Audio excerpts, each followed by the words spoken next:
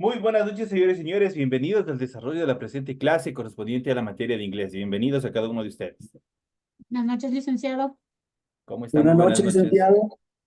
¿Cómo están? Buenas noches. Estamos adelantando un poquito debido a que acá en la ciudad de Riobamba está programado el corte de luz a partir de las 8 en punto, así que vamos a aprovechar estos minutitos que nos queda para, obviamente, desarrollar el proceso de clase. En función de Sí, la clase de ciencias sociales, ya se encuentra la clase correspondiente, ya se encuentra habilitado todas las actividades, es que por favor, en el momento que ustedes tengan energía eléctrica, por favor ingresen, revisen la clase, revisen el video y obviamente procedan a desarrollar su actividad. licen, disculpe, mañana yo no voy a poder estar porque mañana cortan a las 8 aquí en Quito y ahora también nos cortan a las 8. Ya veía, somos dos ya los que no vamos a estar. Ajá, mañana yo no voy a Pero, poder estar. ajá, no vamos a estar y me uno a esa parte porque acá vuelta el corte de luces a partir de las 7 de la noche, de 7 a Ya, 12 de la noche. Entonces, por esa situación, nosotros ya no vamos a estar desarrollando como estamos ahorita, de forma sincrónica, sino vamos a hacerlo de forma sincrónica. Eso quiere decir que yo en el día de mañana, en la hora que yo tenga energía eléctrica, creo que es en la parte de la mañana, yo estaré ya desarrollando las clases y subiéndoles a sus respectivas materias, que en este caso que solo nos quedaría la materia de ciencias naturales para el día de mañana.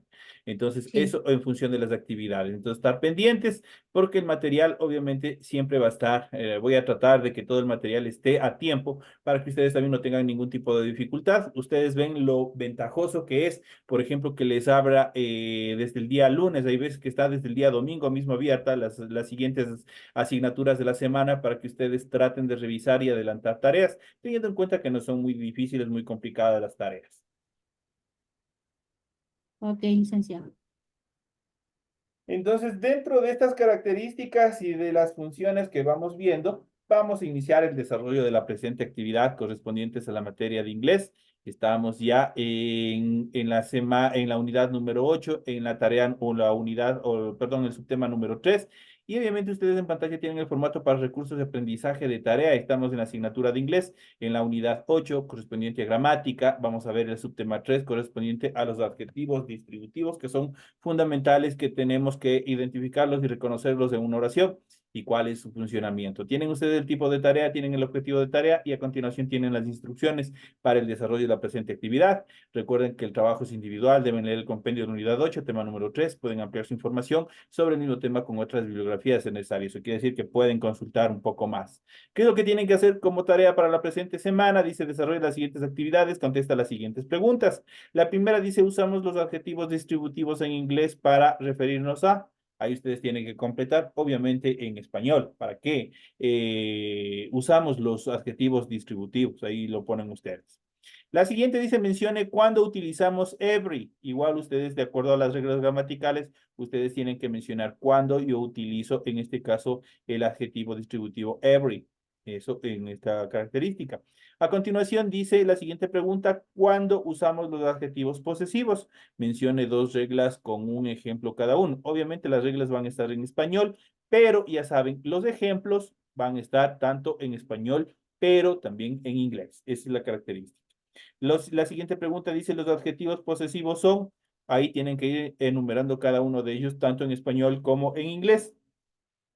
Y la última actividad dice, los adjetivos ordinales se forman añadiendo el sufijo, en este caso tienen que completar qué sufijo será al número y eso es todo lo que tienen que hacer. Eso en función de las actividades, de la tarea que ustedes tienen que hacer para la presente semana. Recuerden que el trabajo, ya saben, 100% escrito. Para ello ustedes tienen que desarrollar la rotulación de la hoja, cumpliendo con todos los esquemas que se les solicita. Tienen ustedes a continuación las recomendaciones, la rúbrica de calificaciones y en la parte final tenemos información para el desarrollo de los recursos de plataforma. Estamos ya en unidad número 8 con el tema de los adjetivos distributivos de la semana número 3 de fecha 30 de septiembre del 2024. De hecho, esta tarea permite entregas justamente desde hoy, 30 de septiembre. La fecha límite de entrega es el 31 de octubre y la fecha de calificación será hasta el 5 de noviembre del 2024. Tenemos un tiempo bastante, un poco cómodo en cuanto a la presentación de esta actividad. Una vez que ustedes ya tienen conocimiento de las actividades que ustedes tienen que hacer en función de la tarea, las instrucciones de su tarea, a continuación vamos a iniciar con el desarrollo de las actividades correspondientes a este tema, que son obviamente los adjetivos distributivos. Vamos a ver cuáles son los adjetivos distributivos en inglés y para ello vamos a iniciar dentro de este proceso y vamos a ir analizando. Y tenemos aquí, usamos los adjetivos distributivos en inglés para referirnos a un nombre singular que normalmente incluye un grupo colectivo o más de personas. Eso quiere decir, para referirnos, por ejemplo, cuando se dice los Álvarez, por ejemplo, o los Rodríguez, estamos hablando en primer lugar, del nombre está singularizado, Rodríguez. Pero ya sabemos que al decir los Rodríguez, estamos hablando de qué?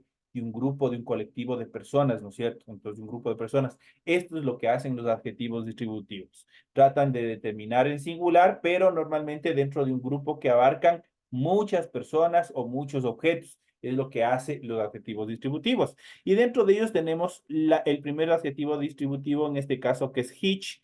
Each se traduce al inglés como cada. Siempre hacemos referencia a un número determinado de personas o cosas con each. Si hacemos referencia a each thing o a each person, estamos diciendo, en este caso, primero a each thing, cada cosa, o each person, cada persona. Eso lo determina. En un grupo estamos haciendo referencia a cada miembro del grupo y considerándolos individualmente al mismo tiempo. Por ejemplo, yo digo his child and a toy. His child and a toy. Cada niño tenía un juguete. Entonces, estamos hablando de que cada uno de los niños de un grupo obviamente estaban ubicando o tenían ubicado un juguete. Entonces, estamos hablando de un grupo colectivo a la vez que lo estamos determinando de una manera unitaria. La siguiente oración dice, each man has his life. Cada hombre tiene su vida. Entonces, al hablar de cada hombre, si nosotros hacemos referencia, estamos hablando de un género, de un grupo en general. Entonces, de esa manera utilizamos en este caso each, que se traduce como cada. Utilizamos la siguiente, en este caso tenemos every, por ejemplo, y siempre lo hemos escuchado, por ejemplo, every day. Every day es cada día. Entonces, en este caso, solo every se traduce como cada y lo utilizamos para referirnos a todos los miembros de un grupo o todas las partes de algo. Adquiere, por tanto, en la traducción el español en el sentido de todos. Solo every puede ir acompañado de un nombre en singular y no de nombres en plural. Esa es una de las reglas indispensables dentro de la utilización de every. Every siempre va a ir con un sustantivo o un nombre, siempre en singular, nunca en plural. Es las características fundamentales. Por ejemplo, every village has a church. Todos los pueblos tienen una iglesia.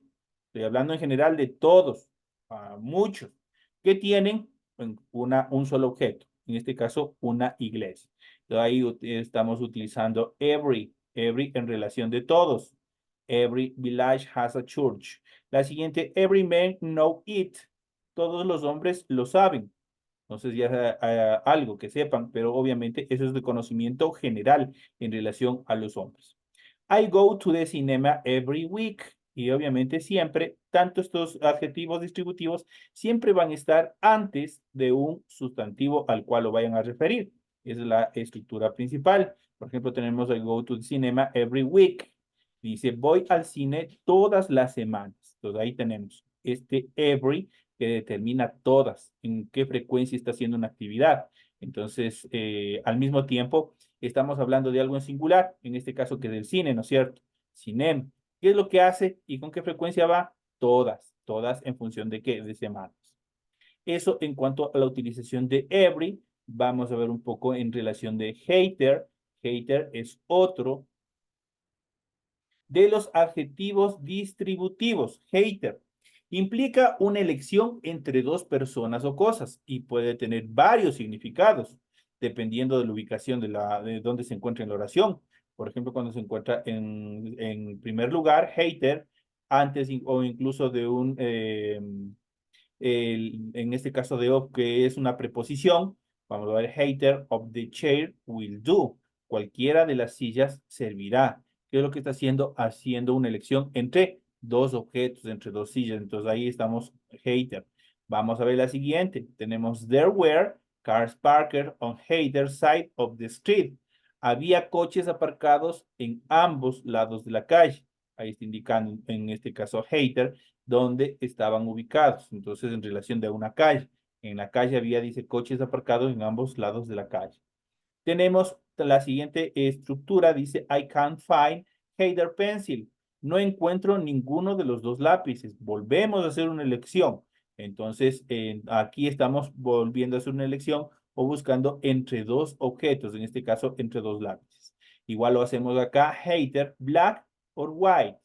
Hater, black or white. O blanco o negro. ¿Cuál sería el mejor? Entonces, lo que le está indicando. Una elección. La siguiente dice, I don't like him or his friend hater. No me gustaría ir ni sus amigos, no me gusta, a ver, no me gusta él ni sus amigos tampoco. Entonces, cuando hater lo determina, le hace una contraposición en función de abarcar a otras personas más en función de, el desagrado. Entonces ahí nosotros tenemos algunas de las opciones, cómo nosotros podemos utilizar este adjetivo distributivo, en este caso hater, que implica elección entre dos personas o cosas. Para cuando utilizamos hater, ya sabemos que vamos a elegir o vamos a tratar de elegir entre dos objetos o cualquiera que sean estos. Vamos a la siguiente estructura. En este caso tenemos neither. Neither también puede tener varios significados. Por ejemplo, neither book pleased me. No me gustó ninguno de los dos libros. Dice, volvemos a hacer una elección, en este caso, entre dos objetos. Entonces, aquí tenemos neither. Cuando utilizamos este adjetivo distributivo neither, sabemos que o lo utilizamos directamente cuando nosotros vamos a hacer una elección entre algo. La siguiente, una oración negativo, I don't like it, neither do I. No me gusta, a mí tampoco, dice. Entonces, es una reciprocidad, le devuelve la acción al sujeto que impulsó en primera instancia. En este caso, se puede sustituir el nor, por ejemplo, I don't like it, nor do I. Con ambos se utiliza la estructura neither.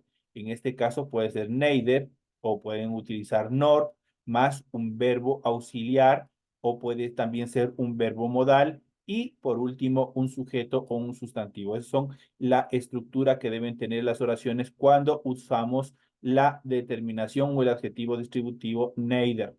Esto en cuanto a los adjetivos distributivos, que ya más adelante los vamos a ver un poco más detenidamente y con otras excepciones gramaticales. A continuación tenemos los adjetivos interrogativos.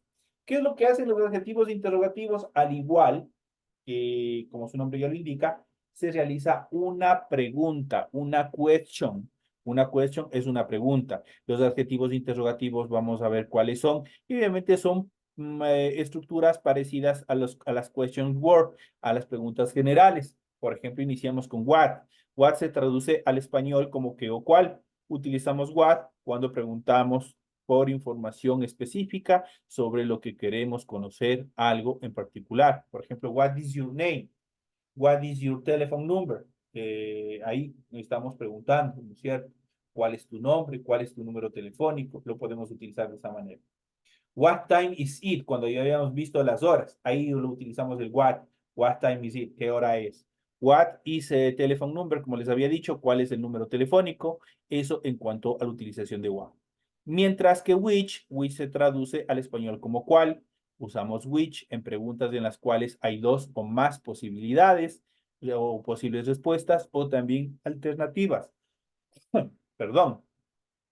Which hace referencia a uno o más elementos de un grupo limitado, mientras que what se utiliza cuando un grupo es más amplio. Para preguntar por la naturaleza de una persona o cosa se utiliza usualmente what kind of o también puede ser what sort of, cualquiera de las dos. Por ejemplo, vamos a ver las siguientes preguntas, questions. Tenemos la primera con what kind of, vamos a ver, what kind of book do you prefer? ¿Qué clase de libros prefieres? Le dice. Cuando utilizamos esta determinación, walking off, estamos haciendo una elección o les pedimos una elección entre dos objetos, en este caso libros, ¿no es cierto? que dice, what kind of books do you prefer? ¿Qué clases de libros prefieres? O podemos ir con la siguiente frase, what sort of, que nos determina, what sort of igual, tal como hicimos en la parte principal, que va siempre al inicio de la oración, what sort of woman is she? ¿Qué clase de mujeres? O sea, qué clase de mujeres son o qué sé yo, dependiendo de lo que ustedes vayan a preguntar. Entonces ahí podemos hacer cualquiera de las dos preguntas en función de preguntar por la naturaleza de una persona o cosa normalmente. Vamos al siguiente, en este caso a la siguiente estructura, en este caso was. Was se traduce al español de quién. Se utiliza generalmente en preguntas sobre personas o cosas que guardan alguna posible asociación entre sí. Por ejemplo, whose house is that? ¿De quién es esa casa? Entonces, el objeto y la persona guardan una relación porque están preguntando la posesión, ¿no es cierto? Whose house is that? ¿De quién es esa casa? Entonces hay una relación objeto y persona. Entonces se cumple lo determinado. Se utiliza generalmente en preguntas sobre personas o cosas que guardan alguna posible relación o pertenencia. Eso en cuando se utiliza con was. Mientras que con how much, que se traduce al español como cuánto, o how many, que se traduce como cuántos, how much se utiliza con sustantivos no contables, mientras que how many con sustantivos contables.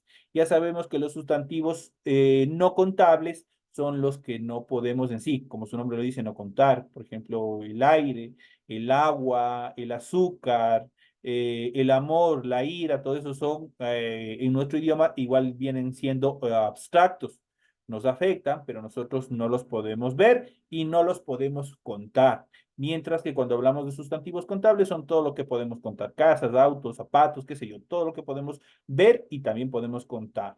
Entonces ahí vamos a una vez más. How much con sustantivos no contables, how many con sustantivos contables. Por ejemplo, tenemos la siguiente, how much wine shall I buy? ¿Cuánto vino compro? En este caso, wine. Wine, ¿qué es vino? ¿Podemos contar? El vino no podemos contar. ¿Por qué? Porque es un líquido. No se puede contar. No sabe cuánto vino existe. Entonces, how much wine shall I buy? En este caso, wine es un sustantivo incontable. Por lo tanto, está correcto la utilización con how much. Mientras que aquí tenemos how many bottles of wine shall I buy? ¿Cuántas botellas de vino compro? El vino no hay cómo contar. Pero boodles, las botellas, eso sí nosotros podemos contar. Entonces ahí nosotros utilizamos con how many, porque boodles es un sustantivo contable. Entonces, how many boodles of wine de vino shall I buy? ¿Cuántas botellas de vino compro?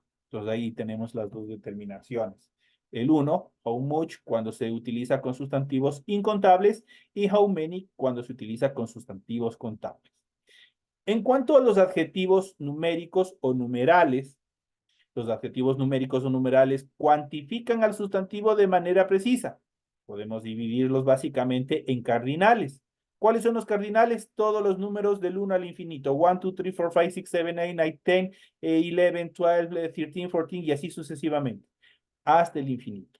Mientras que los números ordinales tienen en función, obviamente en orden, desde los números cardinales. Uno corresponde a first, que obviamente en números ordinales significa primero. Ahí vamos first, second, third, fourth, fifth, sixth y así sucesivamente. Primero, segundo, tercero, cuarto, quinto, sexto. También los fraccionarios, cuando hablamos de partes, hay half, a third, multiplicativos, double, triple y así sucesivamente. Eso en cuanto a los adjetivos numéricos. ¿Qué hacen los adjetivos numéricos o numerales? Simplemente cuantificar. Tengo 3 autos, tengo 30 centavos para el pasaje, me encuentro está ubicado en el sexto piso y así sucesivamente. Es lo que hace. Recibí la cuarta parte del pastel, me pagaron la quincena y así sucesivamente o me pagaron el doble de lo que había previsto y así lo podemos utilizar con los adjetivos numerales. Mientras que los adjetivos cardinales en inglés podemos expresar el número cero en varias formas. Cuando hablamos de números cardinales, por ejemplo, tenemos NOT o NOUT usado de forma genérica en matemáticas. Eso obviamente con el cero. O también se lo puede utilizar, se lo puede decir zero, también utilizado en matemáticas. Se usa normalmente para indicar la temperatura. Ejemplo, 5 degrees below zero. Entonces, ahí obviamente cuando hablamos 5 degrees, 5 grados bajo, obviamente below cero. Eso es lo que determina en función de temperatura.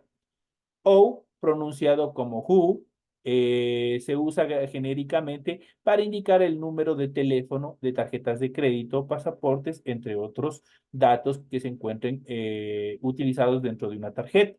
Ahí se utiliza con esa determinación who.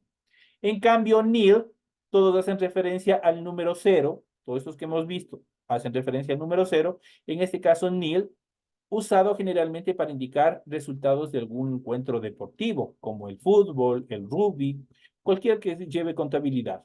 En tenis se dice low for zero, ejemplo, Spain beat France 2-0. ¿Qué es lo que nos dice ahí? España ganó a Francia 2-0. Entonces aquí obviamente tenemos la determinación nil, obviamente en función de resultados, obviamente esto se lo utiliza para encuentros deportivos, para contabilizar anotaciones deportivas. Ahí utilizamos. Entonces aquí nosotros ponemos los números cardinales, especialmente las determinaciones en función del número cero, como se lo dice desde el punto de vista de las matemáticas, como nosotros lo podemos utilizar para referirnos a números de teléfonos, de tarjetas de crédito, pasaportes y otros documentos más, y también la forma que nosotros debemos mencionar el cero cuando hablamos de resultados deportivos. Eso, obviamente, tenemos estas 4 etapas en función de la determinación del número cero en inglés. En cuanto a los adjetivos ordinales en inglés, se forman añadiendo el sufijo th, resuelto una parte de una de las tareas que ustedes tienen. Se forma añadiendo el sufijo th que el adjetivo ordinal al número, a excepción de los 3 primeros números ordinales que hay. Ellos tienen estructura propia. Por ejemplo, first, second y third tienen una estructura propia, pero a partir de el cuarto, simplemente lo que hacemos es añadir la terminación de las últimas 2 letras que tiene cada uno de las letras de los nombres. Se expresan de forma abreviada añadiendo las cifras las 2 últimas letras del ordinal. Y para ello es sumamente fácil. Por ejemplo, yo digo, por ejemplo, primero. Aquí tenemos el primero, puede ser el primer piso, el primero en llegar a la meta, qué sé yo. ¿Qué es lo que hacemos? Colocamos el número 1 y nosotros regresemos. Por acá teníamos el número ordinal, habíamos hablado por aquí del número ordinal. Y aquí tenemos, justo aquí está, first. ¿Qué es lo que tenemos de la palabra first que tomar? Solo tomamos la S y la T. Y esa S y T simplemente le agregamos a la parte, al lado del número 1. Entonces, de esa manera, yo puedo escribir también mucho más fácil esta abreviatura de los números ordinales, los que indican orden. Entonces, aquí tenemos, en este caso, el primero sería 1ST. Eso dice first, dice primero. Si yo quiero decir segundo, escribo el número 2. Y si nosotros analizamos la palabra second, termina en ND. De second, simplemente tomamos las 2 últimas letras y lo colocamos al lado. Y de esa manera estamos hablando segundo. Para el tercero, obviamente, third, obviamente termina en RD. Escribimos el número 3 y obviamente lo complementamos con RD al final. Y de esa manera yo estaría expresando que es el tercer, que soy el tercer puesto, el tercer lugar, third. Si yo digo cuarto, a partir del cuarto es mucho más fácil, del cuarto en adelante, porque yo simplemente, ustedes se acuerdan que yo les había mencionado que la mayoría de ellos simplemente se construyen los números ordinales a partir del complemento al final con las letras o las terminaciones TH. Por lo tanto, cuarto, escribo el número 4 y le complemento con TH. Quinto, escribo el número 5 y le complemento con TH. Sexto, escribo el número 6 y le complemento con TH. Séptimo, escribo el número 7 y le complemento con TH. Y así sucesivamente. Para ello nosotros tenemos que saber la escritura de cada uno de los nombres ordinales. Eso es importante, eso es determinante para que ustedes puedan estructurar. No hay mayor dificultad con la escritura. Para expresar un número fraccionario nombramos el número como número cardinal y el denominador como número ordinal. Eso es fundamental. Aquí, obviamente, cuando hablamos de fracciones, que a nadie nos ha gustado, a nadie nos ha gustado nunca las fracciones. Cuando mandaban a hacer sumas de fracciones, cuando mandaban a hacer una cosa y otra cosa, era terrible. Pero aquí, ¿qué es lo que vamos a hacer? Nosotros no vamos a operar, nosotros lo único que vamos a hacer es a escribir cada uno de ellos. Por ejemplo, yo tengo aquí 2/3. ¿Cómo escribo? ¿Qué dice la regla gramatical? El 2 tiene que ser escrito como un número cardinal. Eso quiere decir como un número común y corriente. 2 obviamente corresponde a tú. Mientras que 3, ese sí yo tengo que escribirle como número ordinal. En este caso yo le pongo cierto. Tier corresponde al número ordinal. Y entonces, 2/3 serían 2/3. Eso serían 2/3. Aquí tengo un cuarto. El 1 se escribe como número cardinal, en este caso 1. 1 es el número 1. Y el 4, que corresponde a la parte de abajo de nuestra fracción, a ese lo escribimos como número ordinal. En este caso, el número ordinal es 4. 4 es el número ordinal y de esa manera yo estaría diciendo a quarter o lo dicho en español, un cuarto. Y así sucesivamente lo podemos hacer. Si yo le digo, por ejemplo, un quinto, el 1 va como número ordinal, 1, y el 5 como fifth, que es el número ordinal. Entonces yo digo un quinto y así sucesivamente. Los números múltiplos son de la siguiente manera. Por ejemplo, one, only, cualquiera de los dos, obviamente que se expresa en español como uno. Single igual sigue siendo uno solo. Double es el doble. Triple es el triple. Quadruple es el cuádruple. Quintuple es el quíntuple. Sixfold es 6 veces o sextuplo. Sevenfold es 7 veces. Eightfold 8 veces. Ninefold, ustedes simplemente, ¿qué es lo que van haciendo? Igual van complementando al final la estructura fold y obviamente que los determina como multiplicativos. Si ustedes solamente ven quadruple, quintuple, obviamente tienen su forma. A partir de 6, a partir del 6, obviamente ustedes simplemente le complementan con fold. Entonces, sixfold, que es el sextuplo, sevenfold, que es 7 veces, o el séptimo, eightfold, 8 veces, o el octavo, ninefold, que es el noveno, o 9 veces, y así sucesivamente. Esto en cuanto a los números multiplicativos. Es muy fácil la estructura de todos ellos, no es complicado. Vamos a pasar y por última parte, vamos a ir analizando los adjetivos posesivos. ¿Qué es lo que hace un adjetivo posesivo? Indica que posesión, indica posesión de algo. Vamos a ver, los adjetivos posesivos se usan como como su nombre lo indica, para hablar de posesión o pertenencia. Y estos son my, your, his, her, its, our, your y their. Esos son los adjetivos posesivos. Pero aquí nosotros tenemos que tener en cuenta porque existen los adjetivos posesivos y existen los pronombres posesivos. Y las dos formas tienen las mismas estructuras que son. Eso quiere decir, si yo digo adjetivos posesivos, my, your, his, her, its, our, your, they. Si yo digo pronombres posesivos, my, your, his, her, its, our, your y they. Entonces, ¿qué es lo que hace? ¿Cuál es la diferencia?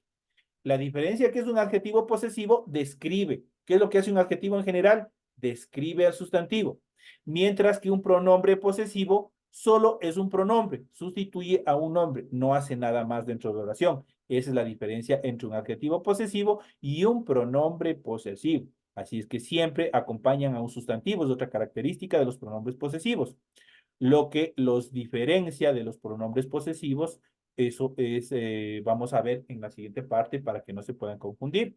Por ejemplo, aquí tenemos algunos ejemplos. Tenemos, por ejemplo, my bed is big. Aquí tenemos my en función de adjetivo posesivo. Dice, my bed is big. Mi cama es grande. Your jacket, aquí tenemos con el your, que es el adjetivo posesivo. Your jacket is on the floor. Tu chaqueta está en el suelo. Her dress is stunning. Aquí tenemos her como adjetivo posesivo. ¿Qué dice? Su vestido es impresionante. His dress is stunning. Vamos al siguiente. His favorite hobbies are driving and playing soccer. Sus pasatiempos favoritos son conducir y jugar fútbol, dice. Entonces aquí tenemos la determinación de his como adjetivo posesivo. Vamos al siguiente. We cannot walk the dog. Its leashing is lost. No podemos pasear al perro. Su correa está perdida, dice. Entonces aquí igual tenemos la utilización de we como adjetivo posesivo. Vamos a continuación a ver. Tenemos aquí our, obviamente igual como adjetivo posesivo. Tenemos our teachers are very busy. Nuestros profesores están muy ocupados. Entonces, ahí tenemos la determinación.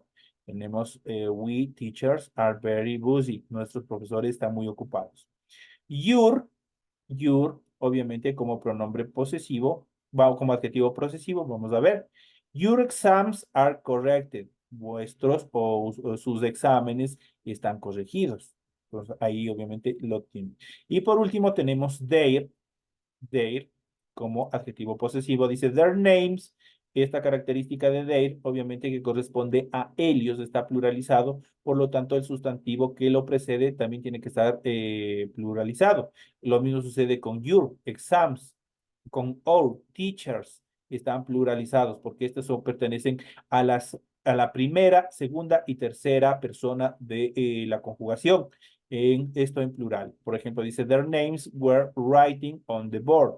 Sus nombres estaban escritos en la pizarra. Ahí están indicando, ahí son cada uno de ellos, cómo se los va utilizando en función de los adjetivos posesivos que nosotros tenemos en función de algunas oraciones. Ojo, ¿cuál es la diferencia de its? Ustedes tienen aquí un its y de its, aparte de lo que ustedes pueden observar gráficamente. El un its obviamente no tiene un apóstrofe o la coma, el otro its sí lo tiene.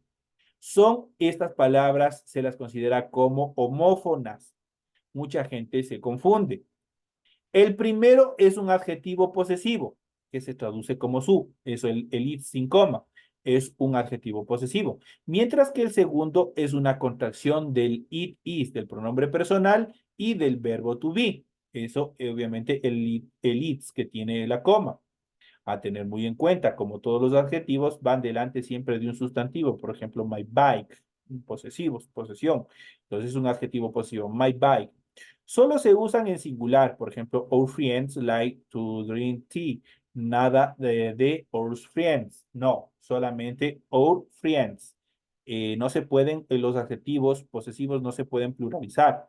Entonces, otra de las consideraciones. Por eso, our es la forma correcta, our, y obviamente el sustantivo que le acompaña, ese sí va a estar pluralizado. Our friends like to drink tea. Entonces, ahí está lo correcto. Los adjetivos posesivos deben estar en concordancia con quien posee el objeto y no con el objeto en sí. Mucho cuidado con la traducción de su. En español nos sirve tanto para singular como para plural, masculino como para femenino, mientras que en inglés no, ahí no se aplica. Ejemplo, B is short, her father is tall. B es baja, su padre es alto. En este caso hablamos del padre de Elia, por lo que el adjetivo posesivo debe ser femenino. Sería incorrecto, por lo tanto, decir his. Entonces, por lo tanto, utilizamos her father, estamos hablando de él. His para ella, her para él. Entonces, eso tenemos que tener muy en cuenta. Pues aunque father sea masculino, nos estamos refiriendo al objeto poseído por, en este caso, por ella. ¿Cuándo usamos los adjetivos posesivos? Ejemplo. Aquí tenemos cuando queremos decir que algo pertenece a alguien. That is my car. Ese es mi coche. Our dog is brown. Nuestro perro es marrón. His boots are very old. Sus botas son muy viejas. También utilizamos para referirnos a personas cercanas a nosotros. My friends are funny. mis amigos son graciosos, my friends, mis amigos. Her father is a vet, su padre es veterinario, entonces ahí estamos indicando obviamente en función de cuando nos referimos a personas que se encuentran muy cercanas. También para hablar de partes del cuerpo, cuando hablamos, por ejemplo, cuando habíamos hablado de parts of the body, ahí obviamente utilizamos, por ejemplo, they wash their hair every day. Ellos se lavan el pelo o el cabello todos los días. Ahí tenemos they wash. Tenemos she paints her nails very often. Ella se pinta sus uñas a menudo. Entonces aquí tenemos igual, tenemos their como adjetivo posesivo y también tenemos her como adjetivo posesivo. Ojo, en español decimos me duele la cabeza, mientras que en inglés decimos my head hurts. Todas las partes del cuerpo deberán ir siempre acompañadas por un adjetivo posesivo. Siempre cuando ustedes vayan a hablar mi cabeza, mi brazo, mi hombro, mi cara y así sucesivamente. Siempre va a estar acompañadas de ¿qué? De un pronombre, perdón, de un adjetivo posesivo. Luego la parte del cuerpo y obviamente el complemento que tiene que tener para darle sentido a la oración. Esas son las explicaciones de los temas que nosotros hemos tenido en toda la clase. Espero que haya sido de mucho provecho para cada uno de ustedes. Tienen toda la explicación pertinente para que ustedes puedan desarrollar sus tareas para la presente semana. Les deseo suerte y como la compañera Lupita ya dijo, obviamente estamos atravesando un problema bastante complicado con con esta situación de los cortes de energía. Entonces, por lo tanto, las clases que podamos lo haremos de esta manera y las que no, pues obviamente ustedes tienen que revisar su plataforma porque siempre va a estar ya la clase grabada y subida con tiempo para que ustedes puedan revisarla y puedan cumplir con sus actividades. Señores y señores, me despido de todos ustedes. Un gusto haber compartido la presente clase. Me despido. Cuídense mucho y nos vemos hasta la siguiente clase. Listo, profe, gracias. Gracias. Se dice.